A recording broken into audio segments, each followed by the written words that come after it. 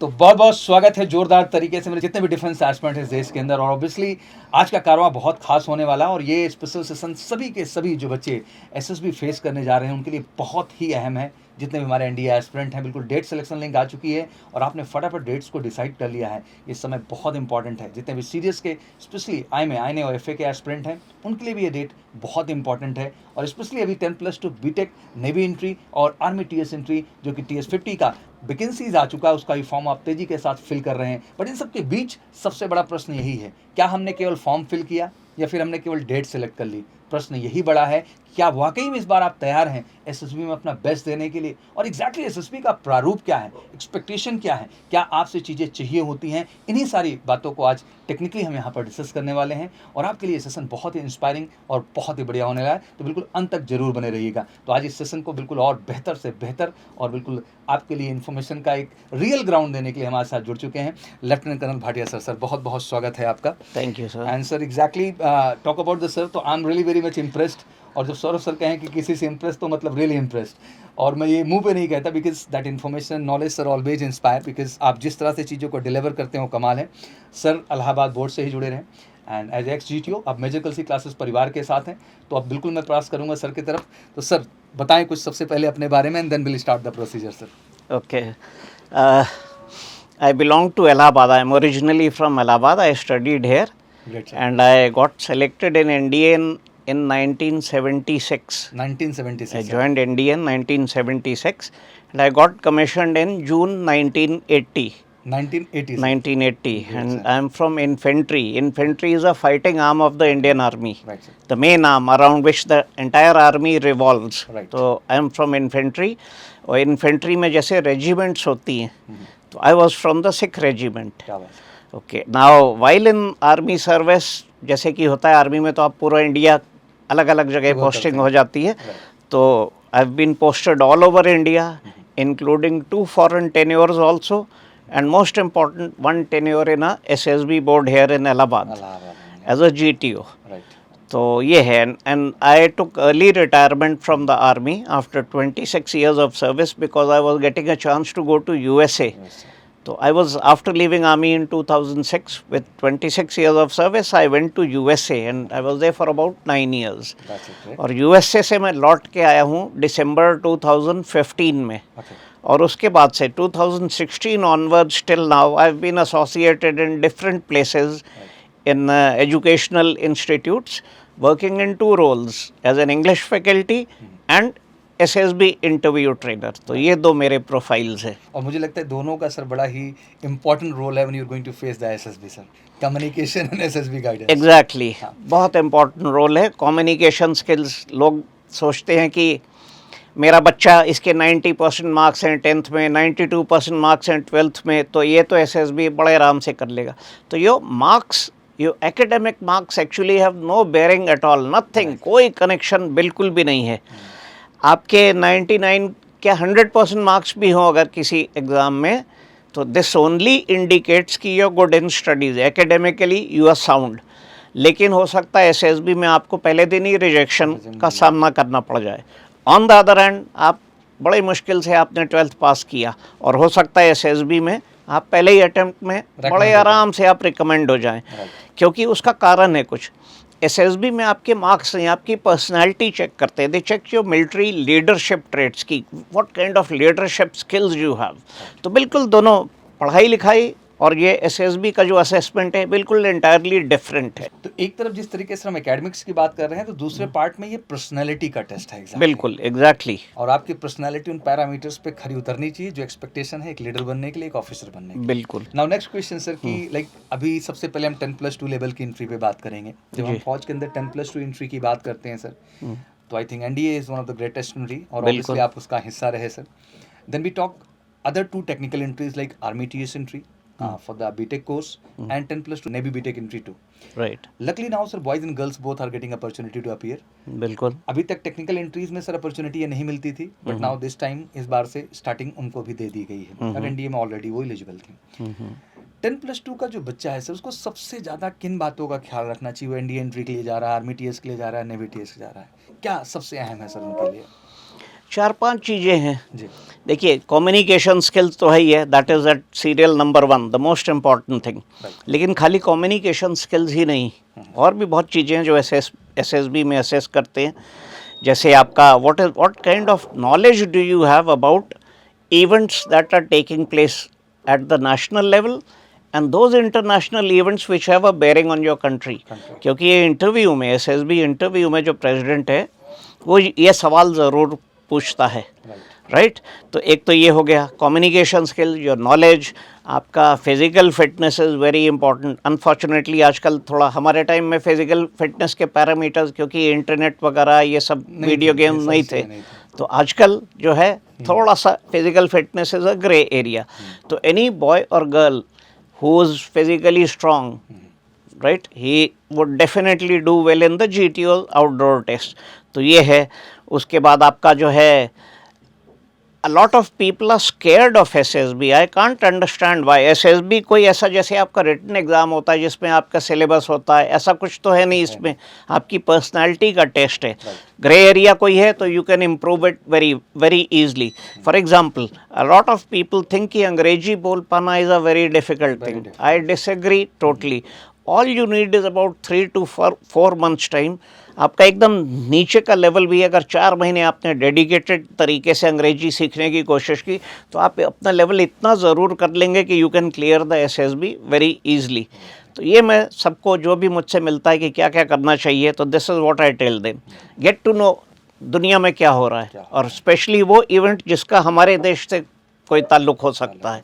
और अपने देश में मेजर इवेंट्स तो आपको, आप इस देश का के नागरिक हो तो you are suppose to know all this.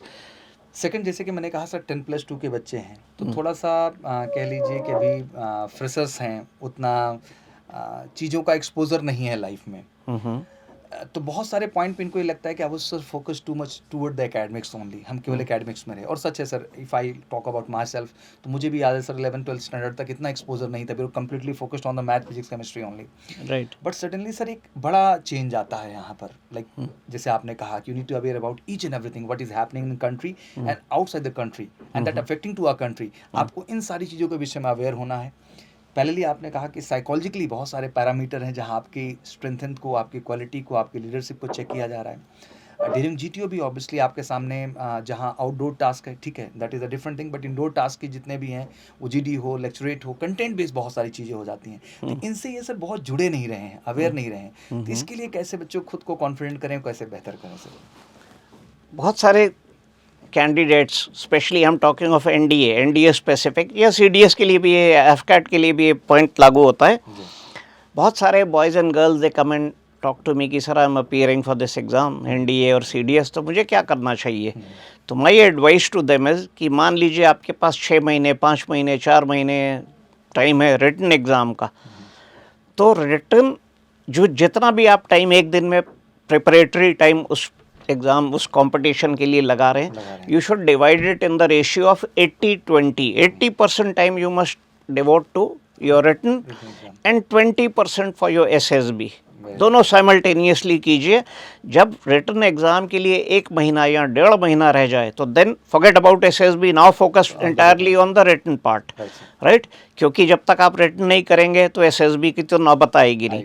अगर आप ये टैक्टिक्स अप्लाई करेंगे तो क्या होगा, जब तक आपका रिटन एग्ज़ाम होगा उसके साथ साथ एटलीस्ट 75% एसएसबी के कॉन्सेप्ट्स आपके क्लियर हो जाएंगे। And the day you appear for your written, उसके बाद रिटन का तो काम ख़त्म हो गया। अब आपका जब तक एसएसबी, मान लीजिए कि आप क्लियर कर लेंगे रिटन, तो 3-4 महीने का टाइम है आपके पास।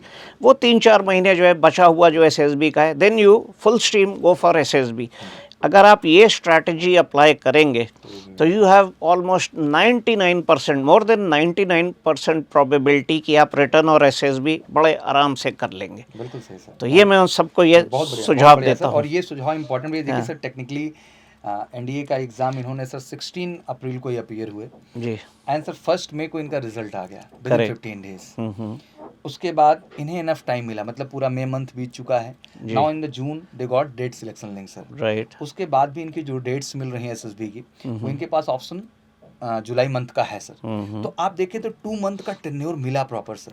अगर Right. बच्चा इस 2 मंथ में खुद को आके फोकस करे तो वो बेटर कर सकता है अपने आप। बिल्कुल अब बिल्कुल जैसे फॉर टेक्निकली सर अभी आर्मी टीएस और नेवी टीएस की एंट्री का फॉर्म भरा जा रहा है, इसमें भी जी। 2 महीने का टाइम मिल जाएगा। बट इम्पॉर्टेंट प्रॉब्लम बच्चों का क्या है सर कि माइंड सेट उनका ये है कि 14 डेज का ट्रेनिंग है, 21 डेज का ट्रेनिंग है। इसलिए एमकेसी में सर सबसे पहला प्रयास जो मैंने किया कि ट्रेनिंग 14 डेज और 21 डेज की नहीं है।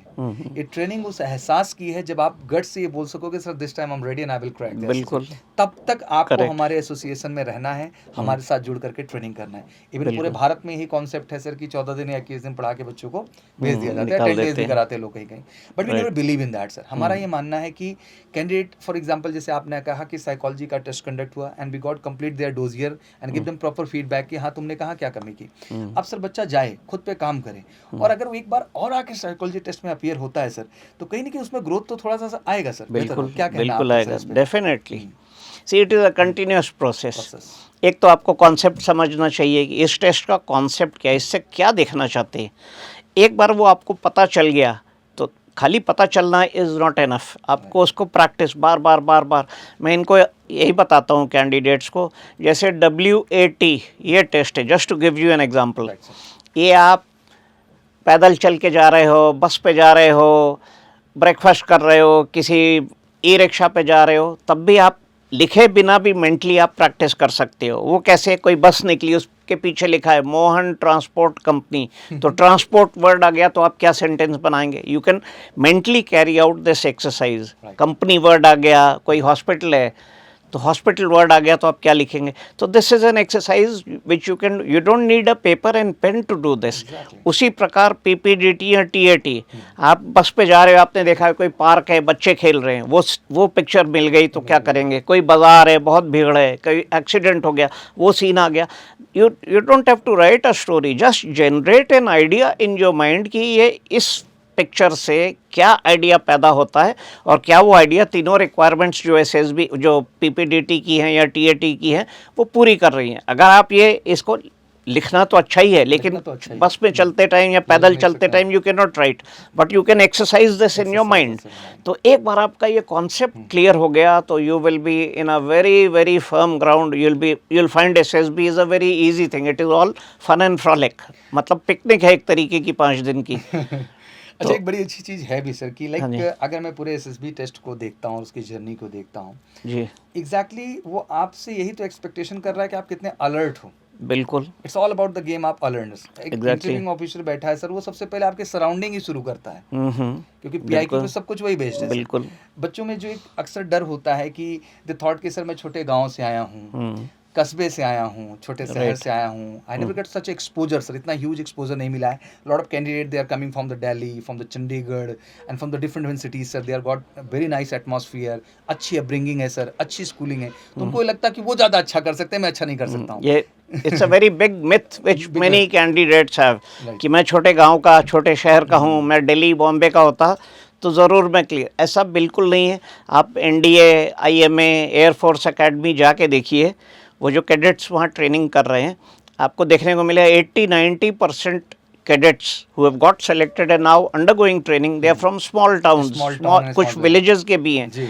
Big cities like Mumbai, Delhi, Kolkata, उसके 10% से ज़्यादा नहीं होंगे, नहीं है उस सर। उतने भी शायद ना हो। कल सर IMA तो के ये पासिंग प्राउड परेड के बाद सर रिकॉर्ड आया निकल कर। राइट, हाँ UP is leading, Bihar is leading, मतलब they are the first and second positions पे आ रहे हैं सर सिलेक्शन के मामले में। राइट, तो लाजमी सी बात है कि ये सोचना कि केवल बड़े शहर के बच्चे जाते हैं, बड़े बिल्कुल भी नहीं। ये तो it is not true at all. कोई भी जा सकता है। आप छोटे से गांव के भी हैं, आपने वो मिलिट्री लीडरशिप क्वालिटीज़ दिखा दी, तो आप क्या OLQs, तो अब ये थ्रू, मतलब उसका शहर से, बड़े शहर छोटे से शहर से कोई ताल्लुक नहीं। नहीं है। नेक्स्ट क्वेश्चन होता है कि sir PIQ form, PIQ form is all about truth, reality about you. Right, अब बच्चों को ये लगता है कि when I am writing my hobbies, interest, sports, तो सर वो एक्सपोजर ही नहीं रहा। हमने टेक्निकली किसी स्पोर्ट्स को उतने बड़े लेवल पे ना खेला नहीं ना खेला। जाना। राइट। हॉबीज एज सच कुछ रही नहीं सर। जैसे शहर के बच्चों के सर डिफरेंट डिफरेंट हॉबीज होती है ना, वो क्लासी हॉबीज बोलते हैं, गांव के बच्चों में वो सर नहीं रही। बिल्कुल। या ऐसा कुछ इंटरेस्ट एरिया स्पेसिफिक नहीं रहा, एक्स्ट्रा करिकुलर एक्टिविटीज के लिए स्कूल में सर वो एक्सपोजर्स नहीं मिले, तो ये सेक्शन उनका कहीं ना कहीं डाउन दिखता है सर। इस परिस्थिति को, इस सिचुएशन को बच्चे कैसे मैनेज करें? जो यूपीएससी क्रैक बैठा है सर, वो पोटेंशियल है एकेडमिक्स में, लेकिन इन पैरामीटर्स की जिनकी मैं बात कर रहा हूँ पीआई की, तो उनमें कहीं ना कहीं वो कमजोर पड़ रहा है सर, उसका परफेक्शन नहीं दिख रहा है। देखिए, मेरा सुझाव होगा, जो भी एसएसबी के लिए जा रहा है, आपको पीआई की फॉर्म पहले दिन भरना पड़ता है। देखिए, अगर आप कोई चीज़ गलत लिखेंगे तो द प्रेसिडेंट, जिसके पास ये फॉर्म जाता है, जो इंटरव्यू से पहले वो ही स्टडीज एग्जामिन्स जो PIQ form in great detail, he will take only 1 second to realise कि ये गलत लिखा इसने, you added something which is not true. तो सुझाव ये होगा कि जो एक्चुअल चीज़ें आप लिखिए। आप अगर कोई गेम नहीं खेलते, इसका मतलब ये नहीं कि आप रिजेक्ट होने जा रहे हैं, बिल्कुल भी नहीं। मगर आपने कोई चीज़ लिख दी कि आई प्ले क्रिकेट, और उसने क्रिकेट से रिलेटेड कुछ क्वेश्चंस पूछे और आप नहीं बता पाए, तो then you are in trouble. Hobby कोई नहीं है तो लिखिए नो हॉबी, मैं तो घूमता हूँ बस, कुछ नहीं, थोड़ा बहुत कभी दोस्तों को मिल लिया, पिक्चर देख ली, उस टाइप, ये हॉबी है मेरी। भी हॉबी हो सकती है। आपने लिख दी रीडिंग, अब वो रीडिंग में जब वो क्वेश्चन पूछेगा तो उसको 2-3 सेकंड में पता चल जाएगा कि ये आपकी हॉबी नहीं है, आपने लिखा है लेकिन हॉबी एक्चुअली ग्राउंड पे नहीं है, तो आप पकड़े जाएंगे। और अगर आपने ऐसे ब्लफ करने की कोशिश की तो I don't think the president will clear you. तो the right thing to do, the suggestion is कि please do not fill anything which is not correct, क्योंकि उनको पता, वो तो प्रोफेशनल पीपल हैं जो रोज़ आप के जैसे कैंडिडेट को इंटरव्यू, साल भर उनका तो इंटरव्यू चलता है, तो वो 1 सेकंड लगेगा कि ये सब गलत भरा हुआ है इसने। तो अच्छा तरीका ये है कि जो फैक्ट है वो लिखिए, और you can still be, you still can get selected. Exactly. अच्छा, एक पॉइंट सर यहाँ पे था कि जैसे एक तरफ हम ये डिस्कस कर रहे हैं कि मान लीजिए हॉबी है तो हम नो हॉबी लिखें, स्पोर्ट्स में हम नो स्पोर्ट्स रखें। सर ये कोई अच्छी इमेज तो नहीं जनरेट करता है। लाइक ये कहना है कि कोई हॉबी नहीं है, ये तो सर एक सेंसलेस एटीट्यूड मुझे दिखाई देता है। ओके, ऐसा होता है, हॉबी ज़रूर है। हर इंसान, जो आदमी पैदा हो गया और 18 साल, 20 साल, 25 साल का है, ऐसा हो ही नहीं सकता कि आपकी हॉबी नहीं है। The only thing you are not aware कि क्या चीज़ आपको अच्छी लगती है। तो you have to discover your own personality कि किस तरफ। इन योर हॉबी बेसिकली क्या है? Anything that you do in your spare time which gives you pleasure, which you want to do. तो you have to analyse, carry out an introspection कि मेरे को क्या चीज़ अच्छी लगती है। हॉबी ज़रूर है लेकिन आपको पता नहीं है उसके बारे में, तो ये है। तो बेसिकली इस पे तो यही सुझाव है कि ऑनेस्टली अपनी चीज़ों को डिस्कवर करिए, बिकॉज ये पर्सनालिटी का ही टेस्ट है, तो अपनी पर्सनालिटी तो जानना ही होगा। बिल्कुल, बिल्कुल। एग्जैक्टली आप हैं क्या रियल में, और क्या आप चाहते हैं करना लाइफ में। बिल्कुल। ओके सर, सेशन तो बड़ा होता जा रहा है थोड़ा सा, बट क्वेश्चंस अच्छे आ रहे हैं दिमाग में सर, मैं इसलिए रखता जा रहा हूँ 1 by 1 जी। नेक्स्ट क्वेश्चन आता है सर कि जैसे जो ग्रेजुएट एंट्री के कैंडिडेट हैं, चाहे वो सीरियस से हों, एफकैट एंट्री के लिए जा रहे हों, या फिर जितनी भी डायरेक्ट एसएसबी हैं, like sir TGC entry, SSC tech entry, JAG entry, NCC special entries, जितनी भी एंट्रीज हमारे यहाँ, अभी तो पहले आईनेट चलता था, अभी तो नेवी SSC टेक एंट्री भी हमारे इंट्रोड्यूस हो गए। क्वेश्चन इसकी सर, ये कैंडिडेट कहीं ना कहीं एक एक्सपीरियंस NDA के थ्रू होके आए होते हैं सर। 90% केसेस में तो ये है कि उन्होंने 10+2 लेवल पे NDA जैसे एंट्री किया होता है। ग्रेजुएट एंट्री पे पहुंचने के बाद सर क्या पीछे की कोई बैकलिंकिंग उनकी जोड़ी जाती है, या एक अलग पर्सनालिटी यहाँ ही बन चुके हैं? तो ये एक बड़ा भ्रम रहता है कि सर हम NDA एंट्री में क्या थे, हम सीरियस एंट्री में क्या है, क्या इन दोनों में डिफरेंस है, दोनों जगह में एक ही हैं सर? नहीं, ज़्यादा डिफरेंस नहीं। सी द ओनली डिफरेंस है कि जब आपने NDA का एग्ज़ाम दिया था तब आप 17-18 साल के थे, तो थोड़ा मेच्योर कम थे। अब एफकैट CDS के लेवल पे, that is at graduation level, यानी कि 3-4 साल हो चुके होंगे, तो 3-4 साल, और ये सब सारा जो 18 ईयर्स, 18, 20, 22, ये फॉर्मेटिव ईयर्स होते हैं। इसमें आपकी मेच्योरिटी लेवल बहुत स्पीड से बढ़ती है। तो डेफिनेटली CDS का जो एग्ज़ाम दे रहे हैं या एफकैट का, तो आपका मेच्योरिटी लेवल थोड़ा सा ऊपर हो गया है। लेकिन जहाँ तक SSB का सवाल है, the format is the same. The only difference in SSB for NDA and for CDS AFCAT और जो NCC स्पेशल एंट्री इस लेवल के कैंडिडेट्स का, कि जो इंटरव्यू में जो क्वेश्चंस जो प्रेसिडेंट पूछेगा थोड़ा सा और लेवल रेज कर देता है, क्योंकि उसको मालूम है एनडीए वाले कैंडिडेट से 3-4 साल बड़े हैं, ये बड़े बिल्कुल थोड़ा मैच्योर हो चुके हैं। अदरवाइज बाकी जो टेस्ट का कॉन्सेप्ट है, PPDT, TAT, military planning exercise, it is 100% the same, बस खाली इतना अंतर है। Right sir.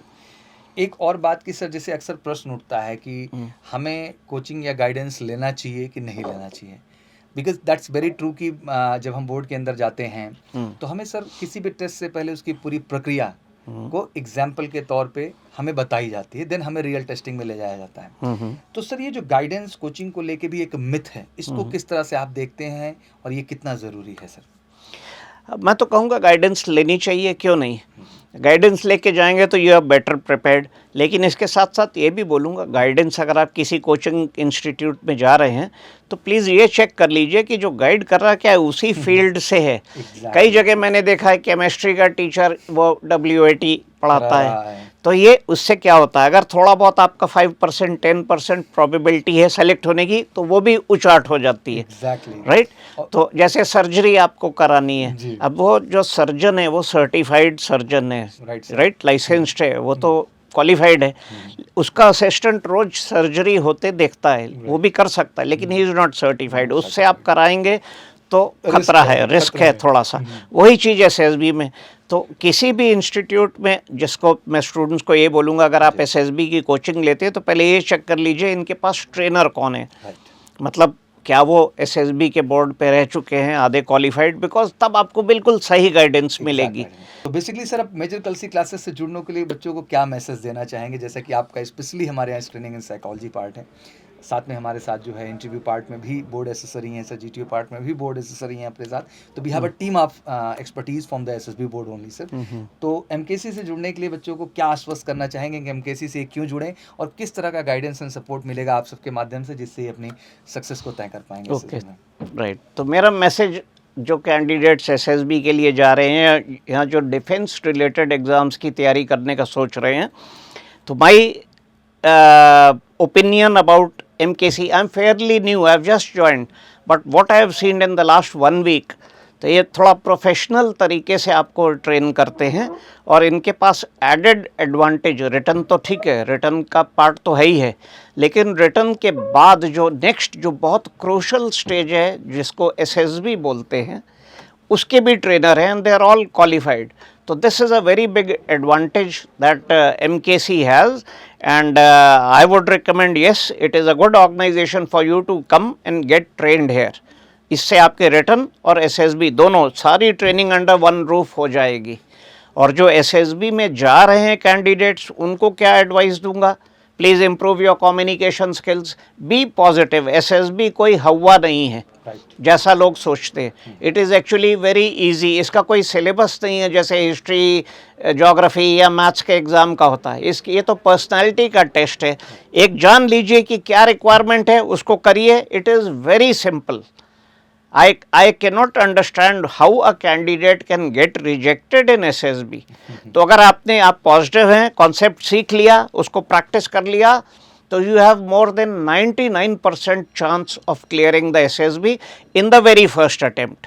कोई ज़रूरी नहीं कि 3 बार 4 बार ही होगा, पहली बार आप इसको क्रैक कर सकते हैं। तो stay positive and I think you will be able to make it through.